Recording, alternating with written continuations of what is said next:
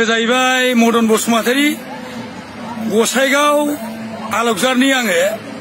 बेसेबांबा गोबाव आङो खाथिबाय आंना फंबाया बेयावनो जिउ गारबाय आंबो 15 बोसोरसो जाबाय दिनै प्रमद बर'आ आंखौहाय सिनायनो रोङाखिसै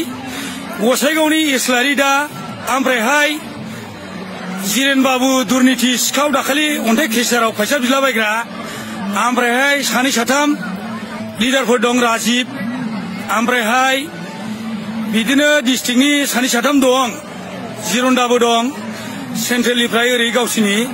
आं मोन्थाय दंना गैया आं बबे जायगायाव दं आं चेयारमेन दाबिदों सैथुपुर बिसिडिसि आवहाय दिनै आंना लिस्टआनो गैयानो आं दुखु मोनदों खुब दुखित खिन्थु बुस्थुआ जाहैबाय मोननांगौबो बेबो नङा खिन्थु आंहा बबे जायगायाव आं गालांगोन आं प्रमद बर'नाव बेखौनो आंना आवेदन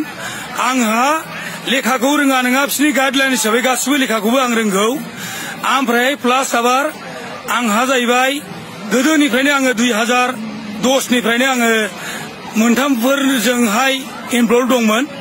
ओमफ्राय थाफानानै आङो बेसेबांबा गोबाव न' गारना खारदों बिसि फिसा गारनानै दिनै आङो सैथुपुर प्राइमारियाव बिसिडिसि बिदोंमोन दिनै बिसोरो आंखौ इस्लारि दामोना दानना होबाय आरो दानदों आं होननाय खोनादों बेखौनो आं प्रमद बर' चिफ सारनावहाय इउपिपिएलनि हिसाबै आं इउपिपिएल कारिकर्ता डिस्ट्रिक्टनि आं गसाइगावआवहाय अर्गानाइजिं सेक्रेटारि खिन्थु आं बेयावबो हाकदार गैयानो आंखौ मानि थाखाय दानखो आरो मानि थाखाय आंना लिस्ट गैया बेखौ आङो प्रमद बर' सारनिफ्राय बेखौनो सोंनाय आरो मोननाय बुजायजानो लुबैयो आरो आं मोनथारनांगौ होननानै आङो मोननांगौ गैयाब्ला मोना